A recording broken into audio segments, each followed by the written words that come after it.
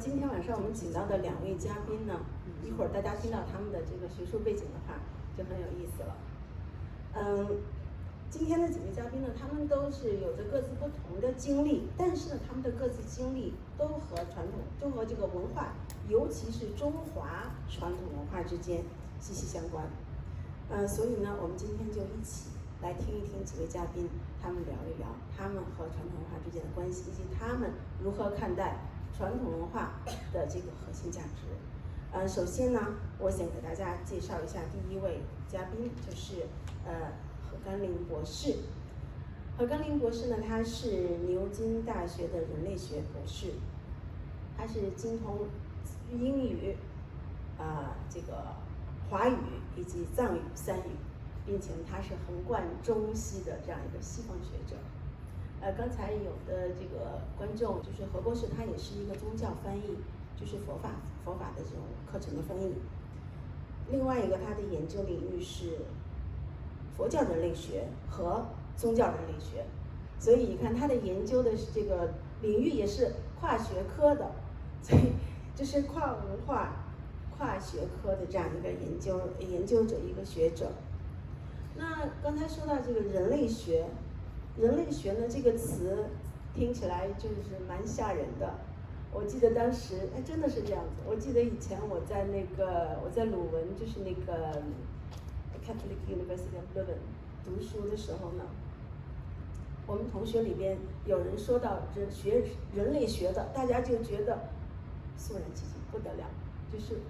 就是没有话说的感觉，因为说人类学实在是特别难，因为它包含的方面太多了，而且从古到今，从中到西是这样的一个学科。那总体来讲，人类学它是研究人以及人类文化的学科。我这样说对不对？您是生在澳洲，长在澳洲，大家都说何博士一看就是，刚才有人说一看就是外国人，这个就是一看确实何博士是西方人。那他从事的这3个方面呢，他对于从事的这个中英藏3个方面的文化都有深入全面的了解，并且呢这个了解非常均衡，我相信一定是非常均衡的。那何博士，我想问您，就是您自己所经历的这3者在传统文化方面有什么样的一些差异和相同点，请您跟大家能不能分享一下？谢谢。谢谢凯文的介绍，然后谢谢今天晚上的各位朋友的来宾。我可能在开始之前，我先致敬一下我们今天晚上所聚集的这个土地是我们Gadigal人的这个原住土地，他们的这个传统文化毕竟在这边繁荣了数千年然后就向他们的长老和后代表示致敬。我呢其实我现在坐在这里，我忍不住想象以前我比较年轻的时候，这个中国的传统文化和西藏的传统文化离我特别遥远，仿佛像另一个世界一样的。我是在墨尔本附近的一个小镇出生长大的。那个时候在80年代、90年代的时候，我们那边的应该说是民族方面、人口方面的多元化算是比较少，可能几乎没有亚洲人，或者是非英国那个欧洲民族背景的人很少。可能现在就不一样了，但是当时是这样的一个情况。然后我在澳大利亚那边就是在长大的一个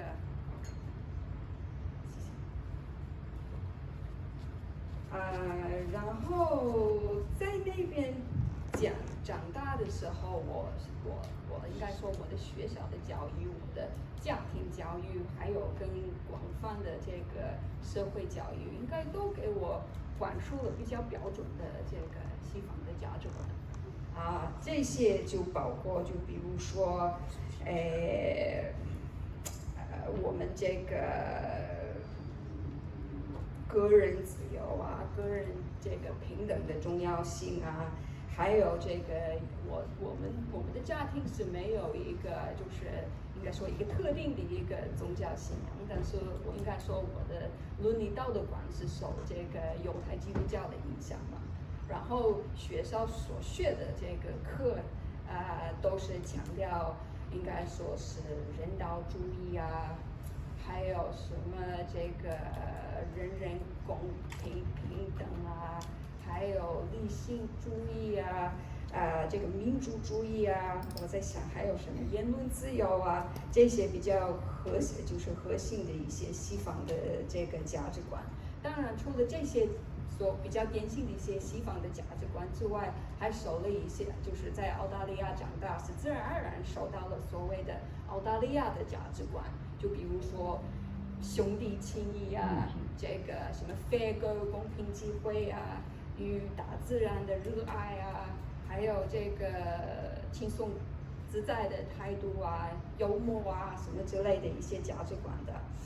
然后其实让我想起，其实我觉得虽然我受到的教育是鼓励我去珍惜澳大利亚的历史和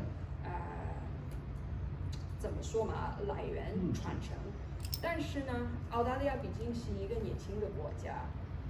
所以说我觉得我受到的教育更加强调这个文化的变迁是文化的适应，还有这个文化的前往，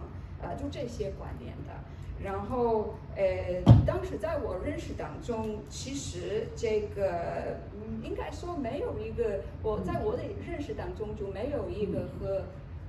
现代的这个西方文化和传统文化就是一个分界线，可以把它很明确的这个区分开来。我可能是因为来自一个比较小的地方，而且当时是没有网络之前，所以我离开家上大学的时候，我就是特别渴望能够探索世界的，然后就通过学习语言啊，学习不同的文化呀，各种不同的思想啊、生活方式、观点等等去应该说就拓宽了自己的世界观。然后我是上大学念本科的时候学了2门外语的，第一个是德语的，第2门外语是中文的。然后当时学中文，其实我的目的也不是特别的明确，当然我是对中国的文化和这个社会是感兴趣的，但是就是具体这些都意味着什么，其实我的理解是怎么说是还是比较缺欠的。但是应该是说，我知道虽然是可能这些对我来说还是算是比较陌生的，肯定是学了这门外语是等于说是踏上了一个就是人生的一个很重要的一个旅程，有这样的一个意识的。当我上高3的时候，我是很幸运就获到了一个奖学金去台湾学习中文的，然后我被安排到台南去，然后在台南是就另一方面是一个现代的城市，但另一方面的话，它的传统文化也是挺浓厚的，尤其是它的传统宗教的这个文化。然后我在那边的时候，我还好，我的这个课程不是太忙的。然后我就和一个同学，我们一起买了一辆摩托车，然后有时间跑出去，然后看一些庙会啊，一些宗教活动啊，然后有些时候一些台湾朋友也带我去介绍一些寺庙之类的。然后回家的时候，我就把书找一找，然后慢慢研究这些宗教就背后的文化和思想，然后就是以这种方式慢慢去认识中国的传统文化的。应该说在这个时候我比如说看儒家思想的书和道家思想的书，是给了我很多的这个思想的这个启发的。但是应该是说是我接触佛教思想的是给我的这个印象是最深刻的。印象最深刻的原因是因为这个佛教思想真的是扰乱我的这个习惯性的这个思维的。我是之前的应该是说我从来没有深思过，比如说现实的本质是什么，心是什么，这个痛苦的本质是什么，这个走出痛苦的这个方式是什么？这些问题是我以前没有深思过的，而且我接触的这个教育当中也没有碰过这些问题的。然后其实佛法在这个方面的回答是让我觉得怎么说嘛，还是我真的是给我留下了很深刻的印象。应该说之前我一直认为这个追求生活的这个幸福，或者是其实各种事情怎么样去追求或者是处理，应该是在外界的，就是要全靠外界的因素的然后就没有意识到原来其实可以通过这个内心的这个修行获得另一种幸福，而且这个幸福的来源就是智慧和慈悲，所以这个是给我留下了很深刻的印象。就我也不是说就一下子放生了我的学业和其他安排的，但是它是当时就让我看到了一个应该说就是人生更高尚的一种价值的。我几年之后我就去北京留学1年半，然后回澳大利亚的时候就该完成我的这个本科学位的时间终于到了，我就确实是拖的时间比较长了。然后我的本科的学位是法律的，但是不是很想当老律师，所以我就想找机会再回去中国待一些时间，然后就慢慢去想下一步怎么做。当时我是很想去藏地，然后我真的是很幸运有在藏地找了一个工作，是在四川藏族自治州的一个民族学院当英文老师然后我是在那边待了2年半，就是几乎3年的时间。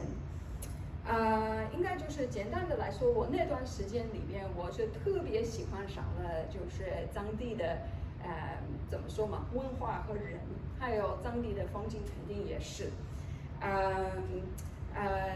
其中一个给我留下了很深刻的印象，就是佛教在整个藏地的，就是它怎么样融入这个日常生活的，怎么样融入这个社区生活的，这个是对我来说是一种很重要的一种学习的。但是我唯一的遗憾的是，我在那边的时候我没有好好的学习藏语文所以呢，我之后就开始就是回学校攻读亚洲研究硕士学位的时候，就抓紧机会在学校的环境里边学习藏语，然后就是从那个时候开始的。然后我是2012年的时候就开始读人类博士。当时我是希望能够研究一个什么样的一个课题呢？就是一个汉藏文化互动交流这方面的一个课题的。然后后来我选择的是华人在参与藏传佛教的情况这方面的一个主题的。然后我为什么选择这个主题呢？是因为我在藏地的时候，我确实发现有越来越多的华人是参与藏传佛教，我也觉得从跨文化的角度来说，有很多值得研究的地方，所以我就选择了这个课题，然后就在中国花了2年的时间做田野研究。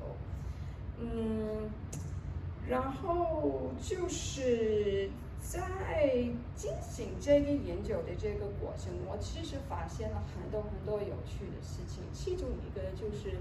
我自己对所谓的这个现代文化的体验和我的所谓的研究对象，就是我的田野朋友的体验不完全一样的。那其实我觉得，虽然其实西方就是说现代文化的话，西方也是受到了现代化的这个，就是现代文化的西方的文化也是受到了很大的变化，就是各种各样的，比如说工业化、城市化呀，这个什么全球化呀，消费主义啊、资本主义啊、物质主义啊什么的，其实这些都是给了西方文化带来了很大的一个变化。只不过这些变化是在一个比较长的一个过程当中发生的。那么在中国的，其实这些变化是在一个特别短的时间里边，应该比较短的时间里边就发生的。而且在西方的话，这些变化是基本上是来自于西方的。那在中国的话，感觉好像不完全是。所以呢，我的这个研究的这个对象当中，很多都觉得其实现代的这个社会的在这个过程当中，其实他们都经历了很多，也是因为中国的人口多，都经历了很多压力，经历了很多的，应该说竞争觉得其实在这个过程当中，这个现代的文化其实促进了一些可能在整个社会里面促进了一些不好的一些现象，更多的自私，更多的贪心嘛，还有更多的人与人的一些这个各种各样的一些现象的然后呢，同时也觉得这个现代文化也让他们疏远，就是和自己传统文化就是疏远了，就是可能就和传统文化当中的一些价值观，就是觉得这个可能有所距离的，然后所以呢，他们当然不同的人参与佛教有各种各样的不同的动机嘛，动机都不太一样的。但是一个就是我常常听到的一个原因，就是在寻求一种在人生当中一种更深层的意义的然后其实我觉得这个其中一个被这个佛教所吸引的一个原因，那肯定就是佛教的这个修行法门的，它的这个解脱之路的，就这些肯定是特别的关键的一个原因的。但是同时今天晚上我们在讲文化的，我今天晚上想强调的是，他们呢，我们刚才康波说的是，其实宗教很多时候好像是个人的事情，是个人的信仰等等但是我觉得这个可能是一个比较现代的一个概念，在我们这个历史当中，这个宗教也是肯定也是算是一种怎么说嘛，是和我们这个社区有关系的，是和我们社会有关系的，和社会的价值观、文化的价值观都有一个密切连接的一个事物。然后呢，所以呢，同时我发现其实很多人参与佛教的，也是因为他们希望能够参与一个什么样的文化呢？就是一个基于在一些佛教价值观的一个文化，他们想建立这个文化，维持这个文化，支持这个文化，他们想看到这样的一个文化。然后这些核心的价值观包括慈悲心、正念这个包容还有呢就是人与大自然之间的这个和睦还有呢他们也想比如说在师父之间还有和其他师兄之间想建立一些不同的一些，就是说他们的这个关系也不是一种，就是说人家就是光是看自己的这个利益的，这个关系的基础是，就是比如说虔诚有尊重，互相尊重互相帮助这样的一些价值观的嘛。所以说，我觉得我就是想强调的是说，这个他们参与佛教的是有个人信仰的原因，同时是因为他们想在自己传统文化找出这些价值观，然后把这些价值观活出来，就把他们就是让他们呈现在文化当中。然后我觉得这个是一个比较有意思的一个现象的，就是从人类学和什么这个宗教学的角度来说，其实我们参与或者说我们和传统有了联系，可能来说是会给我们带来一些好处吧。这些好处就比如说，尤其是如果自己的民族的一个传承的话，是可以让我们应该说在尊重过去和接受现在和未来之间保持一种平衡的。它对我们可能就是在这个一个传统当中，就会把我们的这个历史、我们的根源还有我们的文化遗产都连接起来，然后这个就应该说是对我们的这个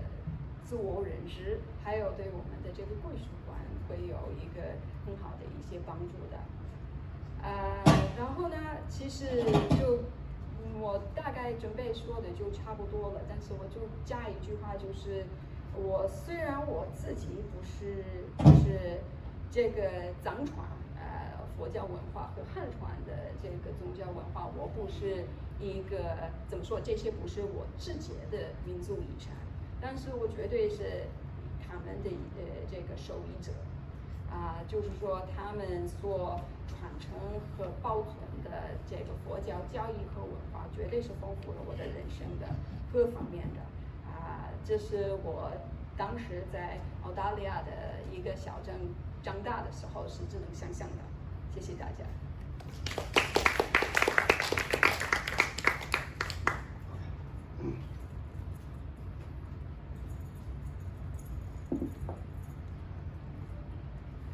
OK， 非常感谢何博士。所以大家也看到了这个人类学的博士，他讲东西的时候确实是，你看古今中外，然后文化、宗教全都混合在一起。但是呢，你看中间的那个梳理的关系梳理的就非常的清楚。其实何博士，我还真的没想到您是有这样一个丰富的。这样子一个求学的一个过程，去了台湾，去了中国，去了藏地，而且还在藏地做了这个英语教师，这样子一个过程。刚才何博士讲的一个东西，我觉得就是我自己觉得非常的受到触动。他刚才说，他不是一个这个中华文化和藏地文化的一个这个继承者，但是他是一个受益者。我觉得这句话其实让我们觉得，我们是在那样子的文化下长大的、出生的、长大的。然后呢，我们不管是不是继承者，但是我们是不是真正就是珍惜了这个机会，去从中受益，这个我觉得是我自己需要去好好考虑的一个问题。因为上一次曹老师就是邀请看护去他那儿参观的时候，我也就跟着去参观了一下。那曹老师带我们去了一个地方，我不知道大家有没有去过啊？在新馆那里呢，你要走过新馆那个有个玻璃门出去，到外面去有一个光之屋，我不知道大家有没有去过。那个光之屋是台湾的一个艺术家，他也是一个佛教徒，叫李明维老师，他设计的，是一个穹顶，房子不大，一个穹顶的一个小屋子。然后呢，在这个屋子的顶上有一个天光打下来，然后那天光下面坐着一尊佛，那佛做的特别特别的美。那当时我们去参观的时候，就在馆里边，曹老师带我们去看了不同的，就是他那里有很多的这个馆藏，馆藏里边有很多不同朝代、不同国家、不同地区的佛像和佛像的造像艺术。那我今天就想借着这个机会，请曹老师，那您自己策划的这些展览，也都是和传统文化、中华传统文化非常紧密的结合的。那在馆里边，除了您这个部分的，其他的馆里也有很多来自其他国家的这个传统艺术的藏品。那我想请您就是从这个馆藏的这个角度来给我们讲一下，给我们分享一下中国传统文化它所覆盖的影响圈是一个什么样的情况。另外就是中国传统文化在世界的美术馆收藏中，它的价值是什么样的？那有请曹老师。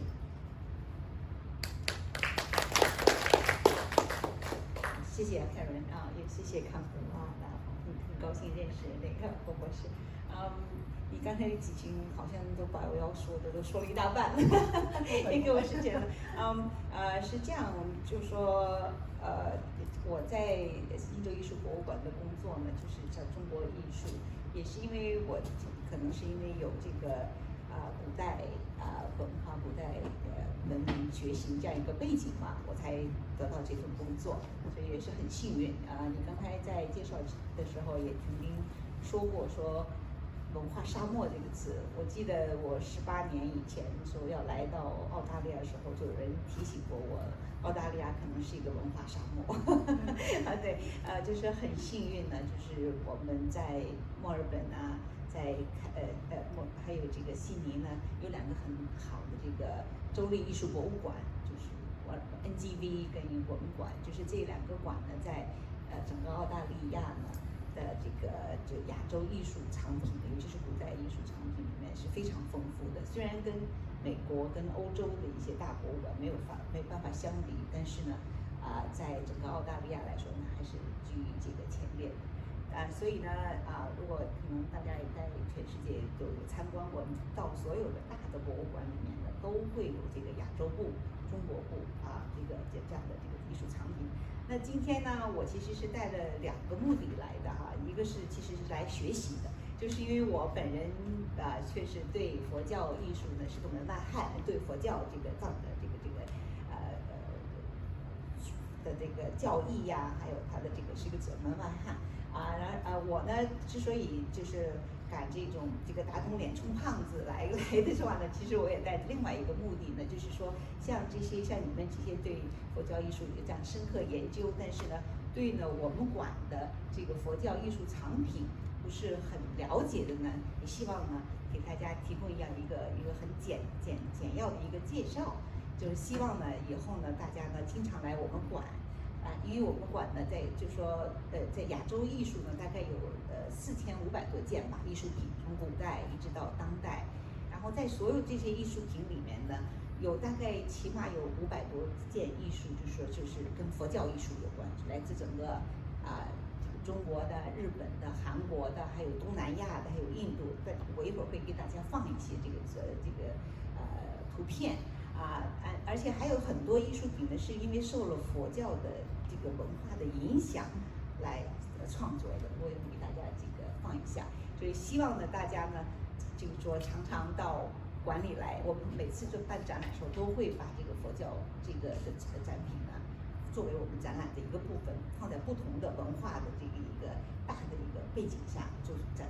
出的。那其实我们可以这样放一下，我这个排列的就是为了向大家展示一下我们这个丰富吧，就从1世纪，因为知道这个佛教肯定要更早吧建立，但是我们馆呢曾经有一批这个收藏家，因为我们很多大部分的这个佛教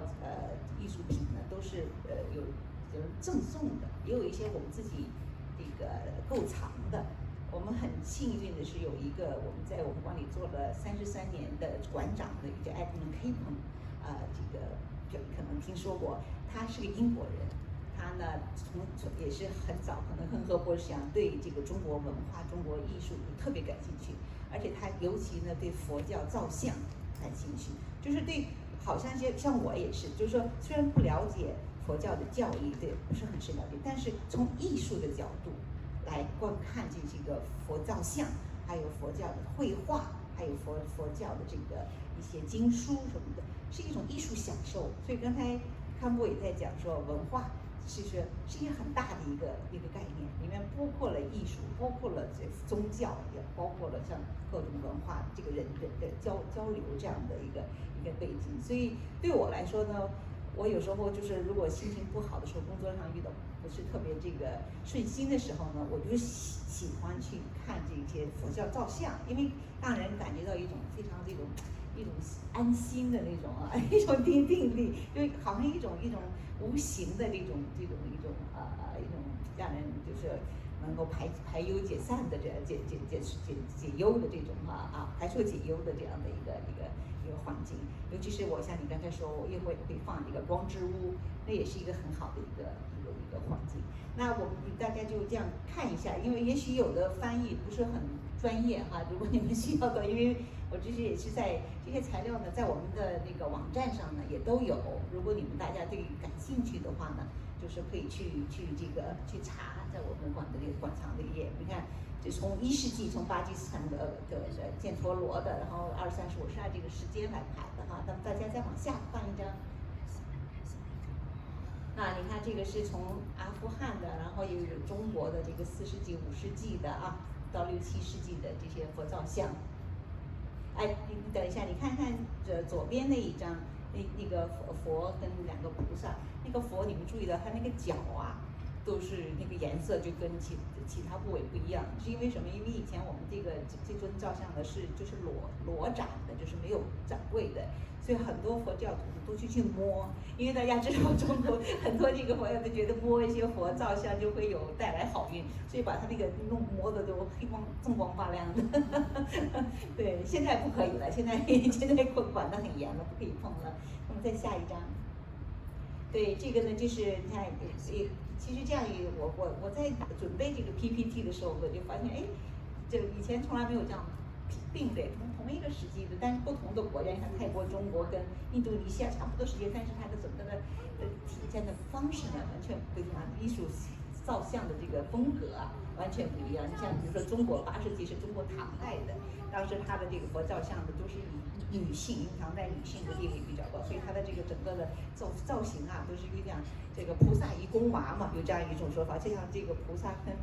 宫里的皇宫里面的宫娃一样的，所以这个婀娜多姿的那样的一个感受哈。往下一个，对，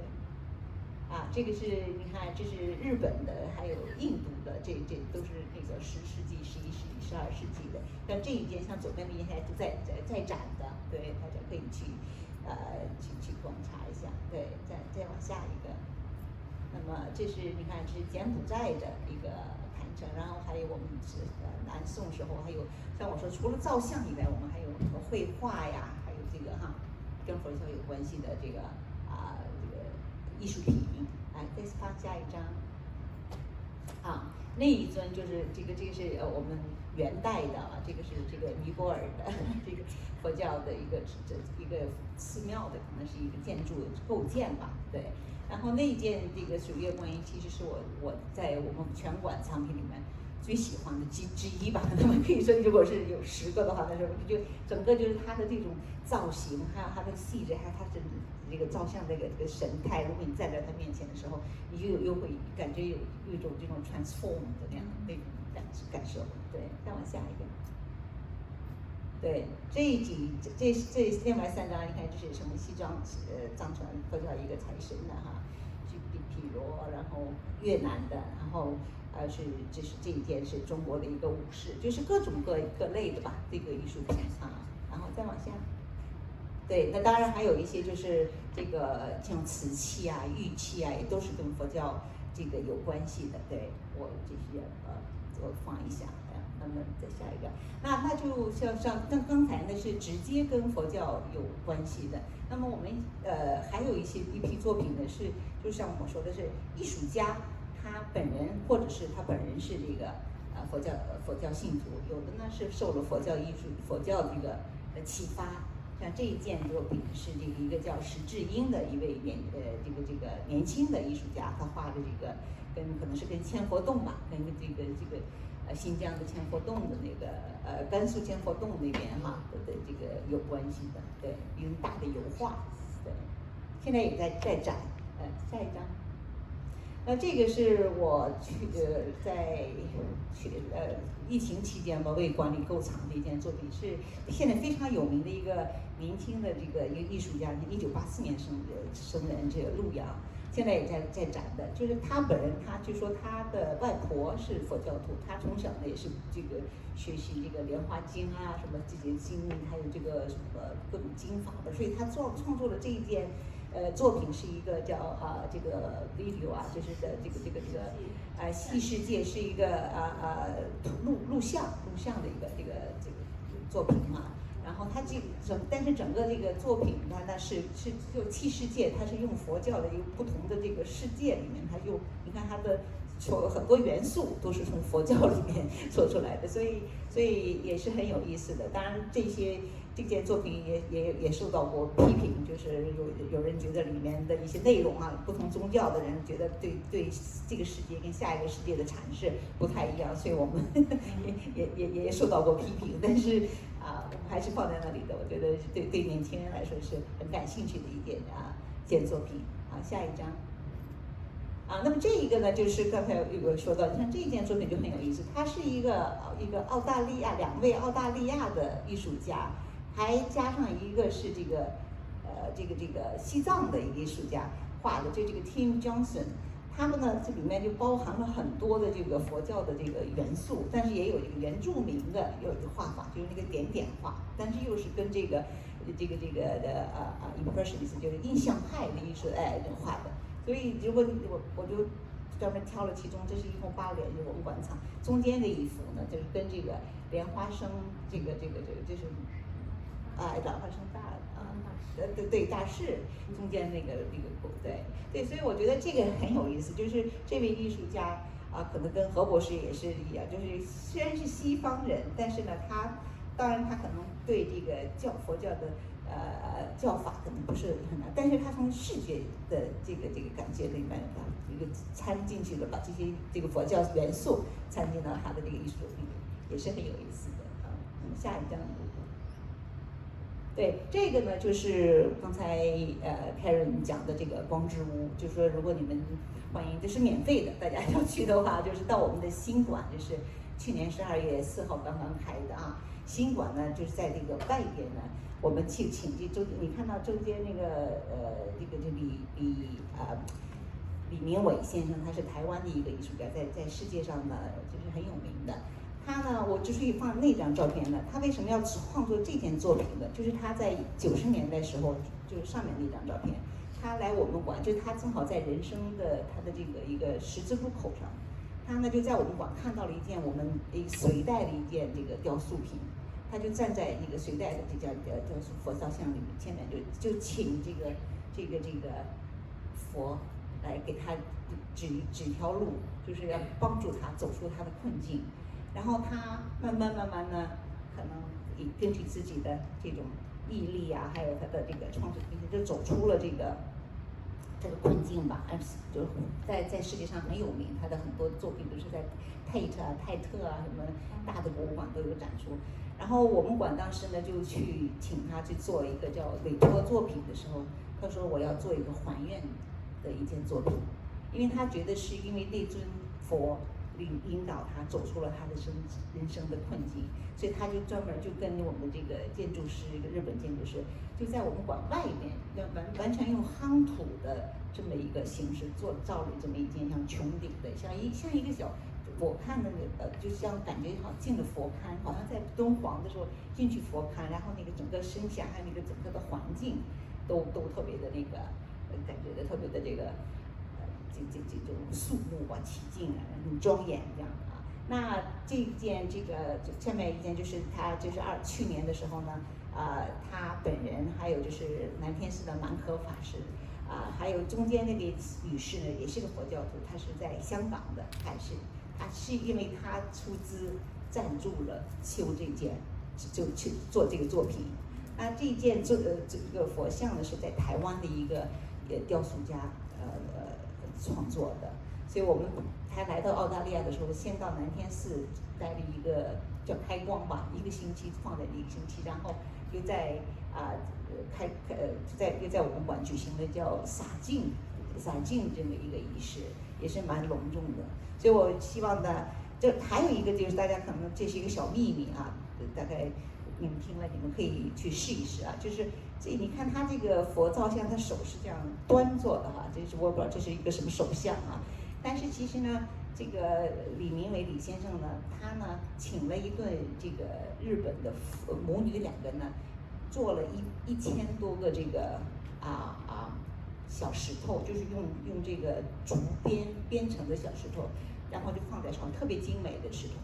他的意思就是说，我们每个人参观一天，我们只放一个石头，然后呢，就是你进去以后呢，你可以把那石头拿走，就是拿走的时候呢，但是他希望呢，就是说像佛的这个佛家叫还愿，说你可以向这个佛许一个愿，然后你可以拿这个石头，等你的这个愿已偿以后呢，请你再放回来，所以这样可以叫循环的，哎，让大家有这种参与性。所以我觉得这是如果有好多朋友，我到现在也没拿到，因为我们放石头的是随时随地，被我们提醒的，所以我到现在还没有机会去碰到那个去看拿到一块石头。所以你们大家如果就是有机会，希望你们有幸拿到这块石头。那么再往下一张图像啊，对，我就在想，另外还想介绍一下，是我们馆像我刚才讲，因为有了我们那个老馆长，他对这个佛教的这个艺术的这种高度的这种兴趣，然后还有我们馆原来的几位同事也是对佛教艺术呢，就是说有很大的这种从艺术角度来的观赏，所以办了很多这样的跟佛有关系的这个展览，像比如说这一个就是很大的，在2002办的叫“佛光辉的觉醒”这样的一个展览。再往下。那这个就是大家很有名的这个山东青州出土的这个佛教造石刻，也在我们馆展出过，对。然后在下面，这个是在2019年，是另外一个同事呢，把我们馆藏的跟佛教照相有关系的，佛教这个有关系的，这个也不仅是佛教，还有其他的一些像印度教啊都有关系的亚洲的这个宗教展出来。这个就是我自己在办展览的时候，往下一个。因为像我刚才讲，就是佛教呢，因为从1世纪传到中国以后呢，就是在每一个时代，当然有的皇帝呢，他会有灭佛，有这个杨儒，这个跟道教有时候是义佛这样的，所以但是呢，在每个年代呢，都是有很重要，尤其在唐代的时候，所以我在每次办展览的时候，都会考虑到这个把佛教的艺术呢，作为这个整个传统文化的一个部分介绍进来。像比如说这个是我在2016年跟陕西省合办的一个展览，对，这唐都仪真，那就专门除了一些佛教照相呢，那我还专门去那个法门寺，从法门寺借了18件，这个就是从法门寺地宫里拿出来，这个就发掘出来的。其中这一件，那件上面那件小的那个就水晶呢，就是那个舍利。就是法门是不是发现一个舍利嘛？它里面但是它第2层，就是它一共有5层牌的，第1层是一个玉的小石棺，玉棺，第2层就是水晶棺，哎，然后我也借来，所以整个我们办了一个展厅，就是跟法门寺的珍宝，所以很多这个佛教徒也去了以后就感觉很近，就跟舍利有那么近的感觉。那么再下一个。那另外就是像我在那个讲敦煌演讲的时候，也是觉得就是敦煌艺术、敦煌文化，其实一个全世界、全人类的一个文化遗产。那么我在办这个唐都仪真的时候呢，专门跟那个UNSW 的一个大学的一个博士导师呢，做了一个小的这个敦煌莫高窟第220窟的扩增实境展览，就是大家进去一个小屋子，然后拿这个 iPad 就可以看到敦煌的壁画。所以当时我们一直在跟敦煌有这样的一个合作，也希望以后能这样长期合作下去，会把敦煌这种文化、敦煌艺术介绍到我们这个澳大利亚来。对，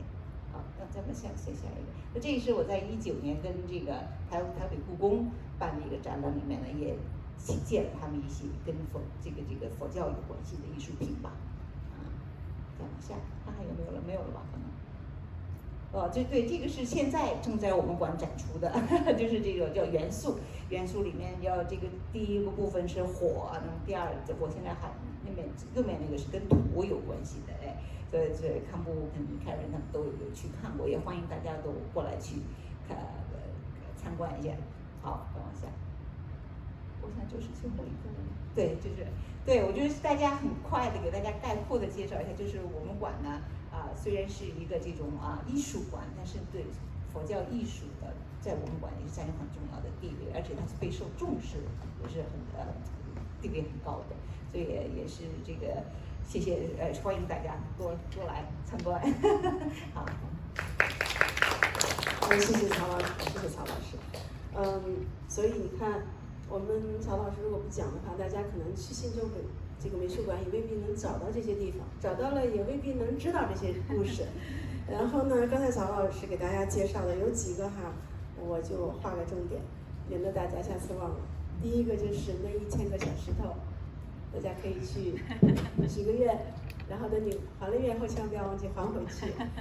因为这个也需要大家去更多的人跟佛和佛法通过这种方式结缘。所以曹老师刚才讲的，其实有很多